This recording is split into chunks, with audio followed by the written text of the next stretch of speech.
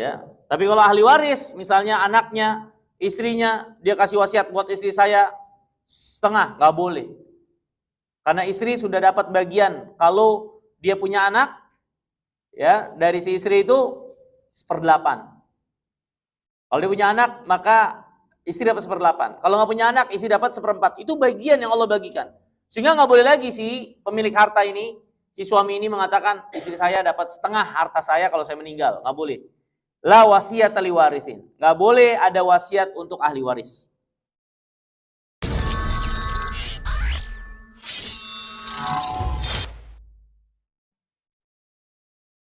Bismillahirrahmanirrahim. Assalamualaikum warahmatullahi wabarakatuh. Alhamdulillah hamdan katsiran tayyiban mubarakan fihi kama yuhibbu rabbuna wa yardah. Asyhadu an la ilaha illallah wahdahu la syarikalah wa asyhadu anna Muhammadan abdu wa rasuluhu la nabiyya ba'da amma ba'd. Hadirin yang dimuliakan oleh Allah, alhamdulillah kita bersyukur atas segala nikmat dan karunia Allah. Kembali Allah mudahkan untuk berada di tempat yang mulia ini, memakmurkan masjid Allah Subhanahu wa taala, berdiam diri di tempat yang paling Allah cintai ini untuk mempelajari agama Allah yang mulia, mempelajari Alkitab, mempelajari sunnah Nabi yang mulia alaihi salatu wassalam. Ini adalah nikmat yang besar yang Allah Subhanahu wa taala anugerahkan kepada kita sekalian untuk kita ingat, perhatikan dan syukuri Allah atas nikmat ini, dan kita memohon semoga Allah Subhanahu wa taala menetapkan nikmat ini terus sampai akhir hayat kita. Hadirin yang dimuliakan Allah, kita lanjutkan pelajaran kita mempelajari kitab Riyadhus Shalihin. Kita masuk pada bab yang ke-25 atau masih pembicaraan bab ke-25, penjelasan tentang perintah untuk menunaikan amanah. Tentunya kita kembali ingatkan dan segarkan ingatan kita. Kitab Riyadhus Shalihin ini adalah kitab yang ditulis oleh Al-Imam Ibnu Qayyim rahimahullah untuk ikut berkontribusi, ya, menunjukkan apa-apa yang datang keterangan dari Al-Quran dan hadis Nabi SAW yang menjadi perjalanan orang-orang saleh dalam keberagamaan mereka, yang menjadi sepak terjang orang-orang saleh lahir dan batin mereka dalam beragama. Maka dinamakanlah dia tamannya orang-orang saleh, ya, di mana Al-Imam di dalam kitab ini menjelaskan sejumlah amalan, sifat, adab, akhlak, perilaku, ya, sepak terjang, ya, amaliyah yang datang keterangan dari Alkitab dan Sunnah untuk seorang Muslim menghiaskan diri dengannya, dengan perkara-perkara ini yang menjadi perhiasan orang-orang beriman, perhiasan orang-orang saleh di dalam keberagamaan mereka. Nah, hadirin yang dirahmati dan dimuliakan Allah, di antara amalan orang-orang saleh itu adalah al-amanah, menunaikan amanah. Bahkan amanah ini sejatinya menjadi pokok dasar karakter dari orang-orang saleh di dalam perilaku mereka, di dalam sifat mereka. Para nabi dan rasul yang menjadi teladan utama dalam hal ini, sifat utama mereka adalah al-amanah. Mereka adalah orang-orang yang amin, yang penuh dengan amanah, ya. Dan amanah ini atau bersikap amanah, ya, maknanya adalah seorang memiliki sikap tanggung jawab atau bertanggung jawab melaksanakan apa yang dia terbebani dengannya. Dia terbebani dengannya, baik terkait dengan hak Allah Subhanahu wa taala yang dia terbebani dengannya, atau terkait dengan muamalah, interaksi dia dengan manusia yang di dalamnya berisi tanggung jawab dan kewajiban untuk ditunaikan. untuk dia laksanakan dengan baik, ya. Dari pekerjaan-pekerjaan, tanggung jawab, amanah, perjanjian, maka menunaikannya sebagaimana adanya, sebagaimana mestinya, ini bagian daripada amanah dan sifat amanah. Begitu juga termasuk dalam bagian sifat amanah adalah seorang melimpahkan tanggung jawab kepada yang berhak, yang memiliki kapabilitas, kemampuan untuk apa yang diserahkan kepadanya dari tanggung jawab. Ya. Maka ini pun juga termasuk bagian dari amanah, bukan hanya terkait penunaian tanggung jawab, tapi pelimpahan tanggung jawab itu pun harus tepat agar tanggung jawab dilaksanakan dengan baik dan benar sehingga tercipta kebaikan, ya, dalam kehidupan terkait dengan hak Rabbul Alamin, Allah Subhanahu wa taala, ataupun hak makhluk, bahkan seluruh makhluk Allah Subhanahu wa taala yang kita memiliki tanggung jawab yang Allah amanahkan di dalam memperlakukan dan berinteraksi dengan semuanya. Ini hadirin yang dimuliakan Allah, walhasil amanah adalah di antara sifat dasar dari sifat para nabi dan rasul, orang-orang yang menjadi teladan dalam agama, ya. Wabil khusus nabi kita yang mulia Muhammad alaihi salatu wasalam.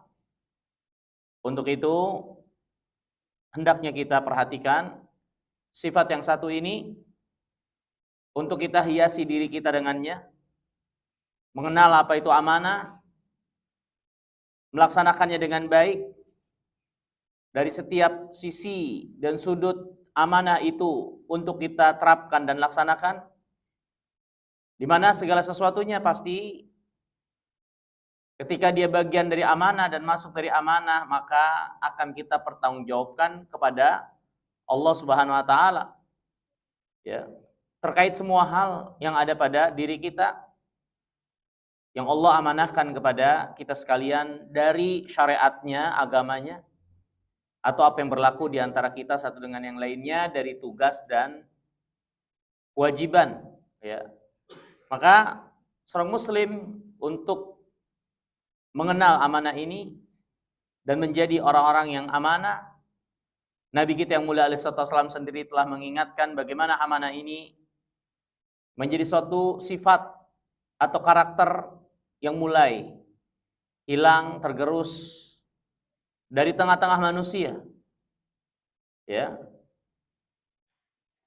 Banyak wabil khusus di akhir zaman di mana amanah ini sudah tidak lagi diperhatikan untuk ditunaikan, baik dalam mengemban kewajiban atau mengembankan tugas kepada yang berhak, itu pun semakin berkurang, semakin hilang, terjadi di tengah-tengah manusia.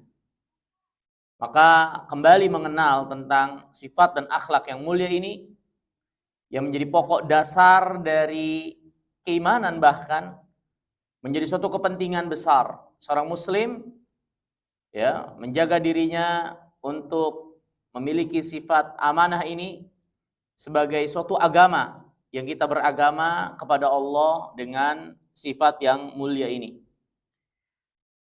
Ini hadirin yang dimuliakan Allah sedikit untuk menyegarkan kita sekalian. Kemudian dibawakan di sini oleh Imam Nawawi, telah kita lewati beberapa hadis atau ayat dan hadis terkait dengan hal ini, ya. 1, 2 hadis yang telah kita lewati. Sekarang hadis yang ketiga dalam bab amanah ini. Hadisnya berkata Imam Nawawi rahimahullah, wa an Huzaifata wa Abi Hurairah radhiyallahu taala anhuma.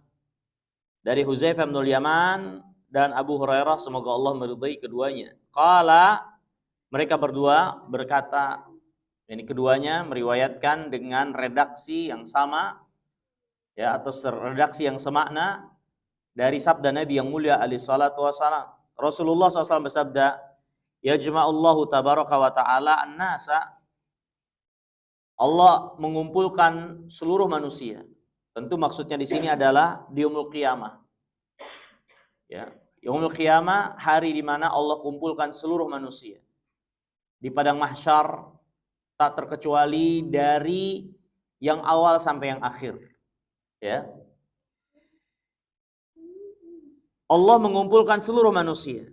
Ini dalil juga menunjukkan kita sekalian wajibnya kita iman kepada yaumul qiyamah. Di antara bagian dari iman kepada yaumul qiyamah adalah hari kebangkitan, di mana dibangkitkannya kembali seluruh manusia setelah matinya, kemudian dikumpulkan di padang mahsyar. Ini di antara bagian dari iman kepada yaumul qiyamah. Fayaqumul mu'minun hatta tuzlaf lahumul jannah fayatuna Adam salawatullah wa salamuhu alaihi. Orang beriman pun dikumpulkan, ya, berdiri sampai pada satu keadaan surga itu didekatkan kepada mereka, sehingga mereka mendatangi Adam. Dan orang beriman berkata kepada Adam, ya abana istaftih lana al-jannah. Wahai bapak kami. Adam adalah nenek moyang manusia. Bukannya kera seperti yang diyakini oleh orang-orang yang tidak beriman itu. Nenek moyang manusia, asal manusia, Allah ciptakan pertama kali dari Adam, Nabiullah Adam. Wahai bapak kami. Makanya orang beriman menyeru Adam sebagai bapak mereka. Bukakan untuk kami surga. Yani mintakan kepada Allah agar surga itu dibukakan buat kami. Fayaqul, Adam berkata, wahal akhrajakum minal jannah illa khati'atu abikum lastu bisahibi dzalik. Bukankah kalian, ya, maksudnya kalian sebagai anak keturunanku akhirnya terusir dari surga itu disebabkan dosaku. Maksudnya Adam merasa malu karena dia tidak merasa sebagai orang yang diberikan amanah dan berhak untuk meminta kepada Allah agar pintu surga dibukakan. Ditambah lagi dia merasa dialah yang menyebabkan akhirnya anak cucunya terkeluarkan dari surga. Lastu bisahibi dzalik. Aku bukan orang itu. Aku bukan orang itu. Ini bukan aku yang berhak memikul amanah untuk meminta agar dibukakan pintu surga. Ini diantara contoh sifat amanah yang dicontohkan oleh Nabiullah Adam. Ketika dia bukan orang yang berhak, ya, untuk menunaikan yang bukan menjadi wewenangnya, kapabilitasnya, maka dia tidak dan menolak hal tersebut. Ya, tidak mau dan menolak hal tersebut.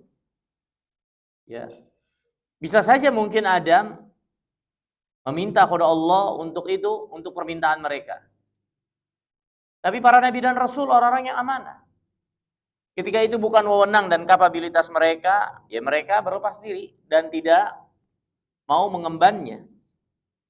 Fayaqul, kemudian Adam berkata lagi, idhabu ila ibni Ibrahim khalilullah. Coba kalian pergi ke anakku Ibrahim. Ini salah satu keturunanku, yaitu Nabi Ibrahim. Dia khalilullah. Dia kekasih Allah. Kekasih Allah ini adalah tingkatan tertinggi dari mahabbah. Dia berada pada level yang lebih tinggi dari sekedar habib, ya, atau orang yang dicintai. Khalil lebih tinggi dari itu. Dia berada pada level yang lebih tinggi dari sekedar mencintai. Ya. Oleh sebab itu Nabi yang mulia alaihi wasallam pernah bersabda, "Lau kuntu akhidan," kalau aku bisa, boleh mengambil salah seorang di antara kalian sebagai khalil, latakhattu Abu Bakar khalilan. Tentu Abu Bakar orangnya yang aku angkat sebagai khalil bagiku. Ya. Akan tetapi Allah telah menjadikan aku sebagai khalilnya. Karena Khalilur Rahman, kekasih Allah ada dua. Yang Allah khususkan menjadi kekasih baginya yang berada pada level lebih daripada sekedar mahabbah, dan itu adalah Nabi Ibrahim dan Nabi kita yang mulia alaihi salatu wassalam. Dan kekhalilan itu tidak tidak menerima cabang, ya, atau tidak menerima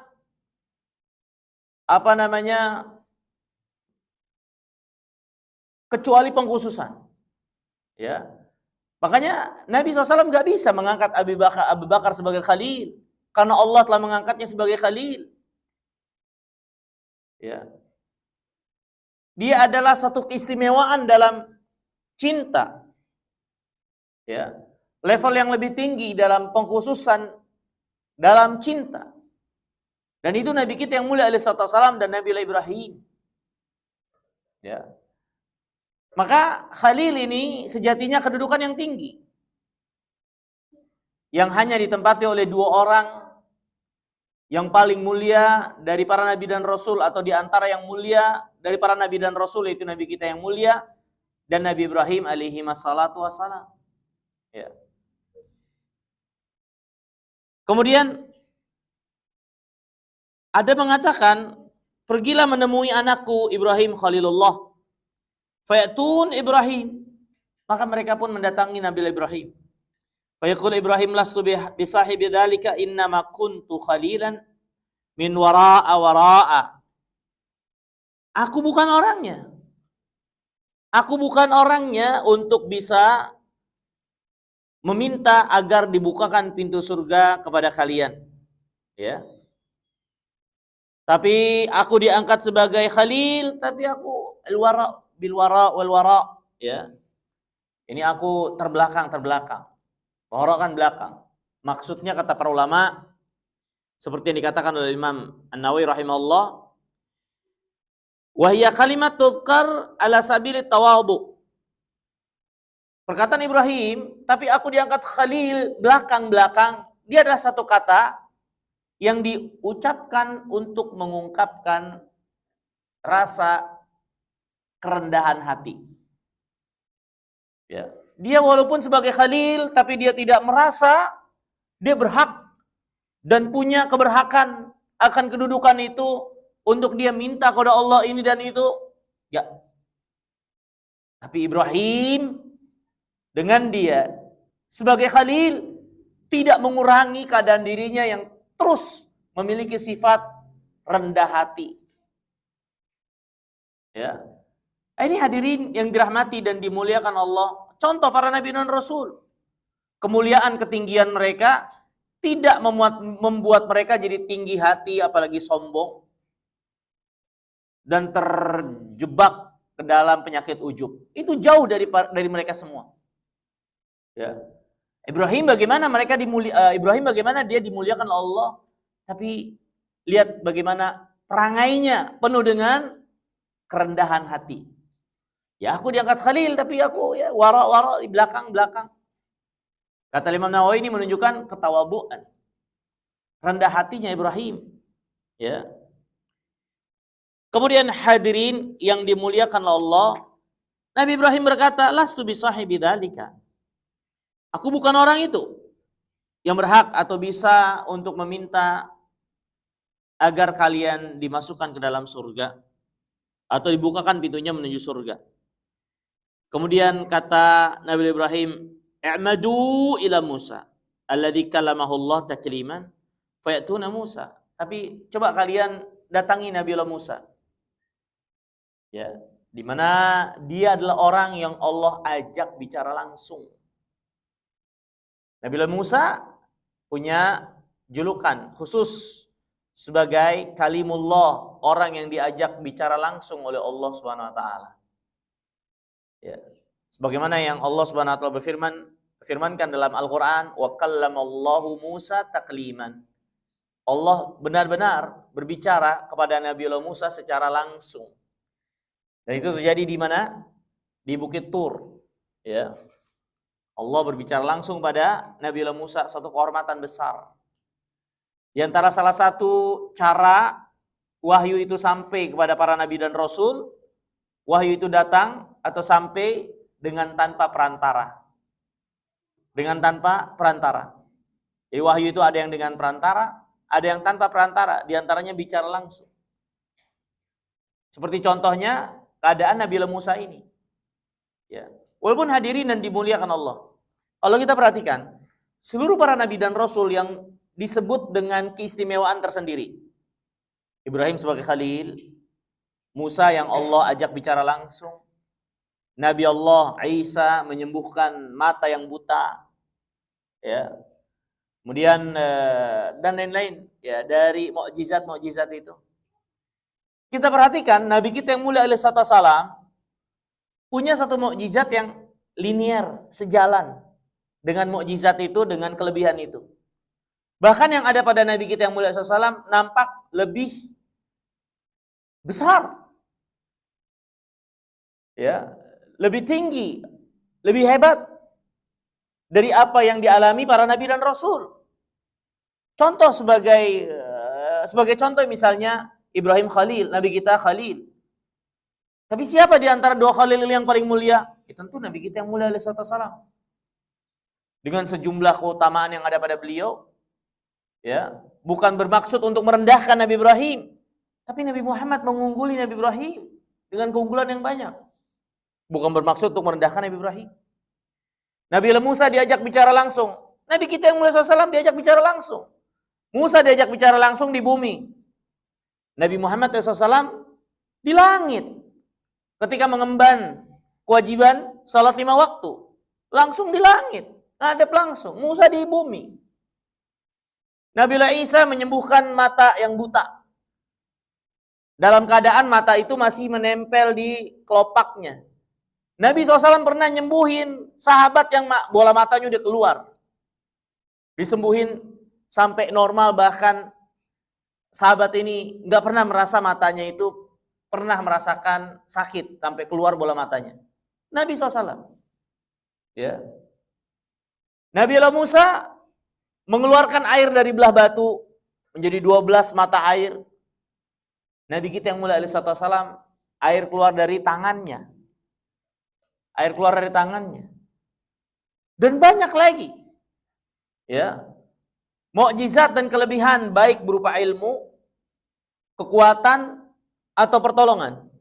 Jadi hal yang luar biasa yang Allah anugerahkan kepada para nabi dan rasul bisa berupa ilmu atau berupa kekuatan atau berupa pertolongan. 3. Ini kelebihan yang Allah berikan kepada para nabi dan rasul. Pada masing-masing 3 hal ini, Rasulullah berada pada tingkat teratas. Kekuatan. Ya, lihat tadi yang seperti menyembuhkan, ya. Kemudian ilmu Nabi yang mulia alaihi salam. Ya. Bagaimana banyak hal tentang yaumul qiyamah yang diberitahukan kepada beliau, syariat yang sempurna, bukankah itu bagian dari ilmu?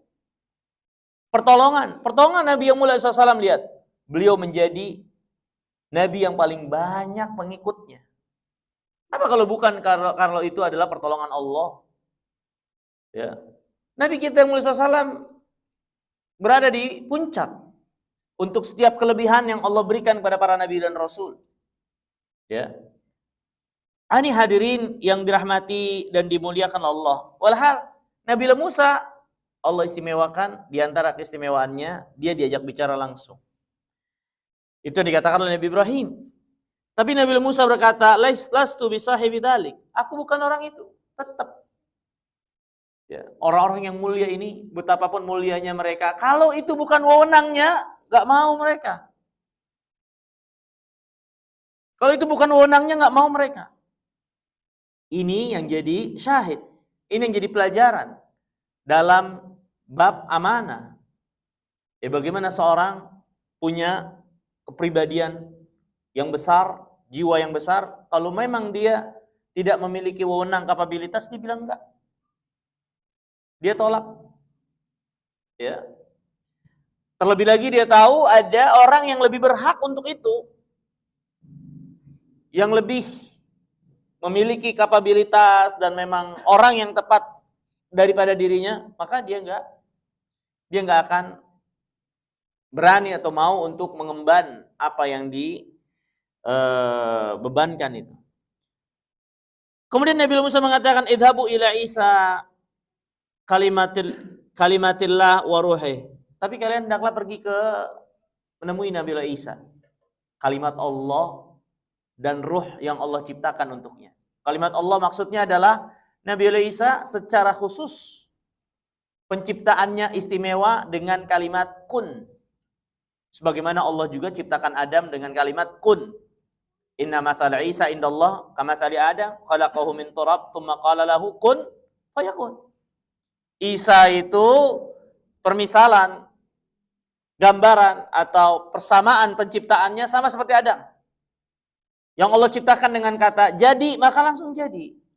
Ini maksud dari Isa adalah kalimat Allah. Wa ruhum min, dan dia juga ruh dari Allah, maksudnya ruh yang Allah Subhanahu wa taala ciptakan buat Nabi Isa. Bukankah kita juga punya ruh yang Allah ciptakan buat kita? Benar, akan tetapi ketika Nabi Isa memiliki gelar tersendiri untuk hal tersebut, berarti ada keistimewaan dari apa yang Allah ciptakan ruh pada Nabi Isa. Ya. Ini hadirin yang dimuliakan Allah. Kemudian hadirin yang dimuliakan Allah. Hadis ini juga memberikan pelajaran bagi kita sekalian, bagaimana para nabi dan rasul itu saling terikat, saling mensupport, saling membenarkan. Karena mereka berada pada satu dasar ajaran agama dari Allah Subhanahu wa taala. Sama-sama dapat wahyu dan amanah dari Allah. Mereka berada pada satu kesatuan. Lihat bagaimana mereka saling dukung. Lihat bagaimana mereka pergi ke sana, pergi ke sana. Berarti kan ada membenarkan Ibrahim, Ibrahim membenarkan Musa, Musa membenarkan Nabi Isa. Dan masing-masing saling membenarkan satu dengan yang lainnya. Dan itulah yang diajarkan oleh mereka kepada kita sekalian. Mereka berada pada satu kesatuan di dalam agama dan apa yang mereka serukan itu. Mereka memiliki keterikatan. Ini para nabi dan rasul. Maka contoh mereka, bagaimana mereka bersaudara itu. Bagaimana mereka saling mendukung itu. Bagaimana mereka itu saling merekomendasikan kebaikan. Selain dari sifat rendah hati mereka kepada saudaranya, yang tidak merasa masing-masing mereka lebih berhak dari yang lainnya. Dan bagaimana besar hatinya mereka mengakui kelebihan saudaranya. Ya.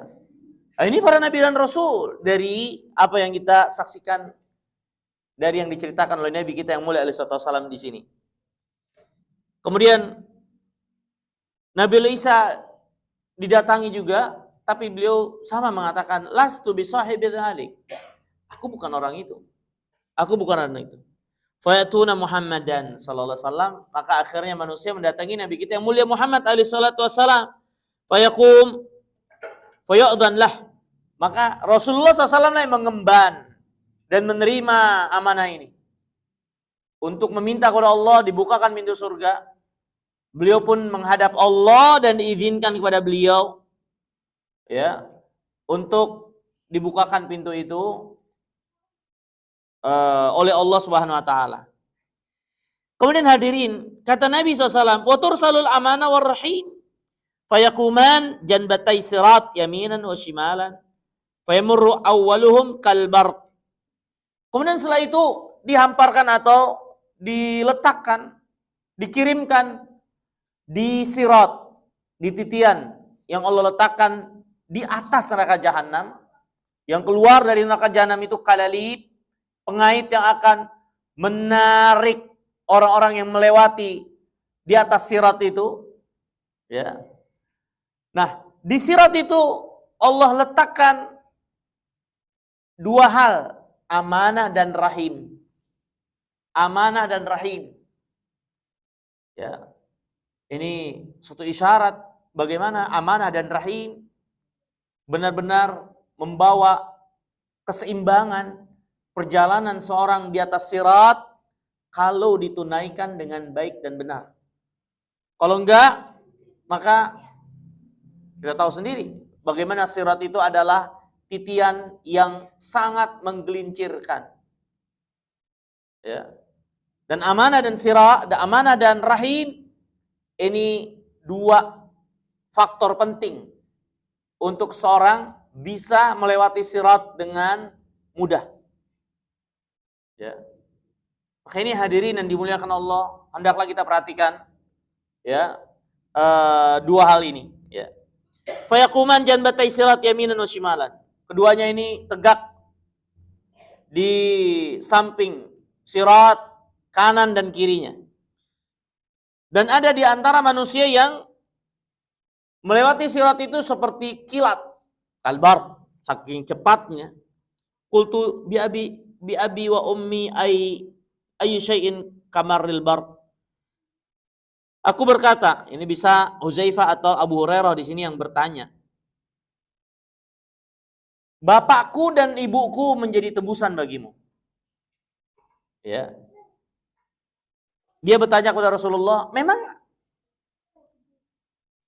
cepatnya kilat itu seperti apa? Maka Nabi SAW bersabda, alam taro kaifa yamur wa yarji fi tarfati ain.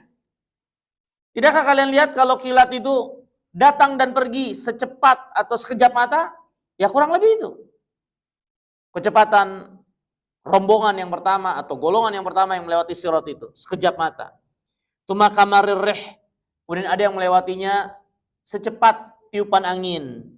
Tuma kamarir tair. Kemudian ada yang melewatinya lagi secepat burung yang terbang. Wasyaddir rijal tajri bihim a'maluhum. Ya. Dan ada lagi yang berjalan dengan seperti berlari, ya. Dan yang mempercepat jalan mereka tersebut adalah amal mereka. Gimana dulu mereka beramal di dunia? Ya, mau mereka atlet atau dia atlet lari cepat, tapi kalau amalnya lambat, gak beriman, gak bakal bisa lewat. Ya. Wa nabiyyukum qa'imun 'ala sirat. Dan Nabi kalian ini, itu Nabi Muhammad alaihissalam, berdiri di ujung sirat. Yaqul, sambil berkata, Rabbi aslim, Rabbi salim, Rabbi salim, Rabbi salim, salim. Ya Rabb, selamatkan, selamatkan. Ya, ini doa Nabi kita yang mulia alaihissalam, menyaksikan umatnya yang melewati sirat, meminta agar Allah menyelamatkan umatnya itu. Ya. Lihat, inilah Nabi kita yang mulia alaihissalam yang sangat perhatian kepada umatnya dunia akhirat. Dunia akhirat. Apa yang menjadi sifat mendarah daging pada beliau yang sangat ingin keselamatan pada umatnya, itu pun menjadi sifat beliau di akhirat kelak ya, kepada umatnya. Ya. Di antaranya Nabi SAW bersabda, likulin nabiyyin da'watun mustajabah. Setiap nabi ada satu doa yang mustajab. Yang mereka telah minta waktu di dunia. Tapi yang Allah berikan kesempatan untukku, aku tangguhkan. Untuk aku jadikan itu sebagai pamungkas. Doa kepada Allah untuk umatku. Ya, diberi kesempatan doa mustajab, maka dia memilih waktu yang sangat genting untuk menyelamatkan umatnya, dan itu yaumul qiyamah. Lihat betapa penuh perhitungannya Nabi yang mulia alaihissalam. Wabil khusus perhitungan dalam amal. Sehingga dia beramal itu bukan sekedar beramal, tapi bagaimana beramal memperoleh kebaikan yang sangat banyak dengan energi yang mungkin sama. Doanya mustajab sama. Mau didoain sekarang di dunia, dia di akhirat sama, mustajab juga. Ya. Tapi Nabi SAW lebih memilih untuk dipergunakan doa itu nanti di yaumul qiyamah. Ya, tentunya akan lebih banyak, lebih besar manfaatnya. Dan lebih dibutuhkan memang momen-momen itu di yaumul qiyamah. Ya. Kemudian hadirin yang dimuliakan Allah, Nabi SAW berdoa, Rabbi salim salim, hatta ya'jiza a'malul ibad, hatta ta'jiza a'malul ibad. Sampai amalan hamba semuanya sudah habis, ya, untuk menopang kecepatan seorang melewati sirat. Amalnya udah nggak kuat lagi. Ya, artinya amal itu seperti bahan bakarnya. Ya.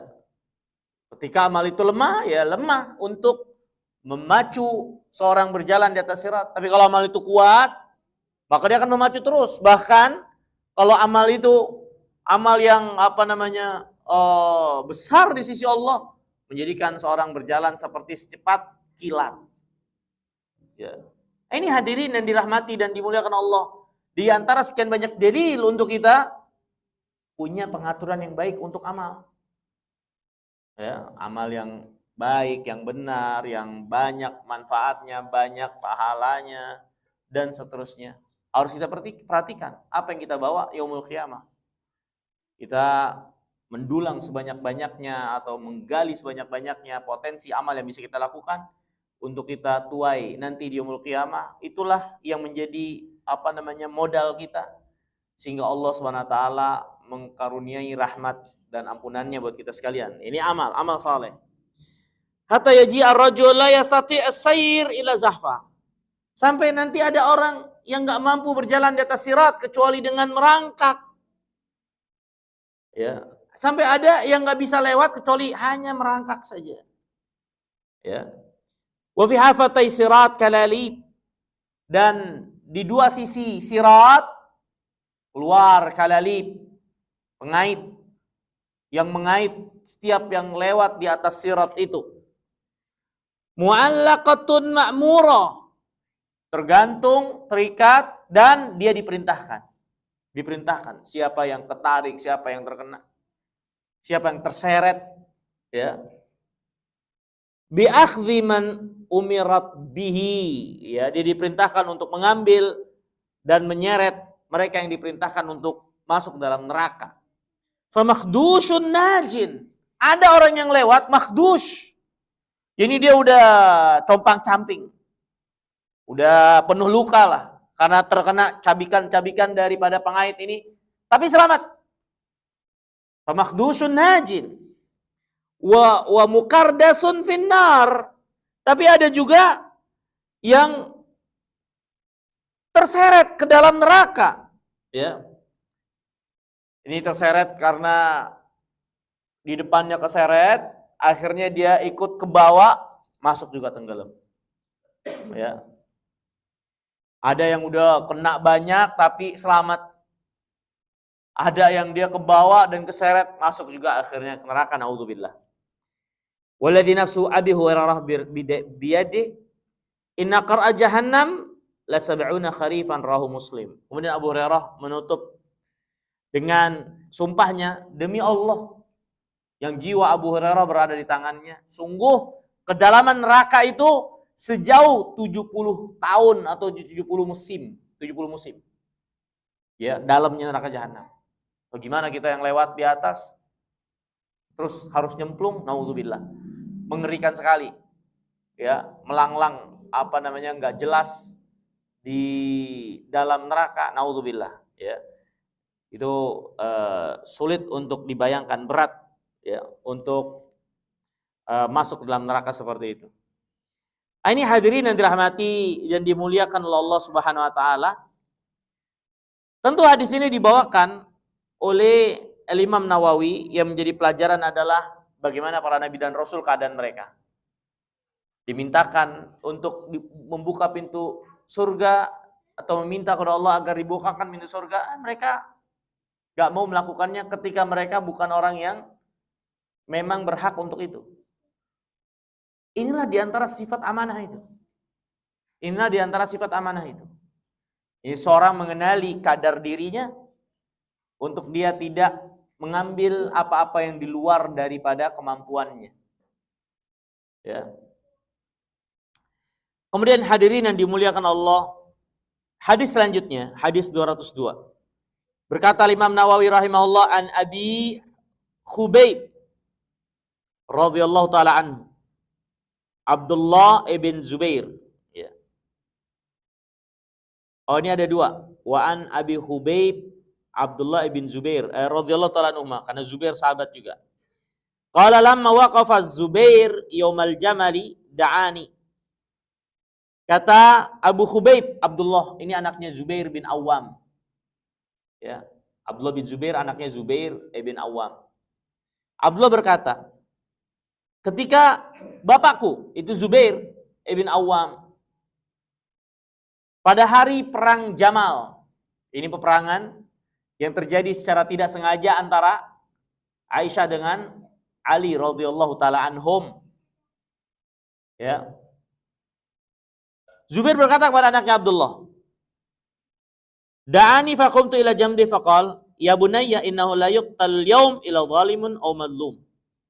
Zubair berkata kepada anaknya, "Wahai anakku, enggak ada yang terbunuh pada hari ini kecuali dia itu posisinya sebagai orang yang zalim atau dizolimi." Zalim atau dizolimi, ya. Artinya ini yang saling perang itu bukan orang-orang yang keluar dari Islam. Ya mereka salah, keliru sehingga mereka berbuat zalim. Ya, atau mereka terzolimi sehingga mereka jadi korban. Kemudian kata Zubair, "Wa inilah arani illa sa'uqtal yaum madluman." Dan aku tidak melihat pada hari ini kecuali aku akan terbunuh dalam keadaan terzolimi. Firasat seorang yang saleh. Kayaknya aku bakalan kena, ya, dalam keadaan aku terzolimi karena dia tentunya mungkin tidak melawan atau yang sebab yang lainnya, karena ini perang fitnah, ya. Wa inna min akbari hammili dini afatara dinana yubqi min mali afatara dainana yubqi min malina syai'an. Sesungguhnya min akbari hammi ladaini, sesungguhnya di antara keresahan terbesarku adalah utangku. Ya, lihat nih orang besar, ya, tapi tidak melupakan tanggung jawabnya. Sehingga satu tanggung jawab yang tidak sanggup untuk dia laksanakan. Gara-gara kematiannya, padahal itu membuat dia jadi gundah, resah hati. Inilah orang yang amanah. Dia memiliki keresahan untuk apa yang dia terbebani dan dia tidak bisa menunaikan atau belum mampu menunaikan atau ada penghalang untuk menunaikan. Ya. Apa yang menjadi amanah itu selalu terngiang-ngiang di kepalanya. Untuk dia tunaikan, untuk dia laksanakan dengan baik tanggung jawabnya. Itulah ciri orang yang amanah. Keresahan-keresahan yang ada dalam dirinya terkait dengan tanggung jawab untuk dia laksanakan. Tentang Allah, tentang dirinya, tentang orang-orang yang di bawah tanggung jawabnya. Ini orang yang amanah. Termasuk hutang. Lihat bagaimana Zubair, dia resah. Utangnya itu, kalau dia mati nih sekarang, utangku ini membuatku berat. Kemudian dia bertanya kepada anaknya, tahukah engkau ada sisa dari hartaku atau dari harta ini yang aku tinggalkan nanti untuk bisa membayar utang? Kemudian berkata lagi Zubair, ya bunayya bi'ma lana waqdi daini. Wahai anakku, kalau aku nanti terbunuh, jual itu harta peninggalanku sebelum dibagikan sebagai waris. Jual dan lunasin utang-utang, ya, yang menjadi utangku dahulu. Wa usabi thuluts wa thuluthihi li banih.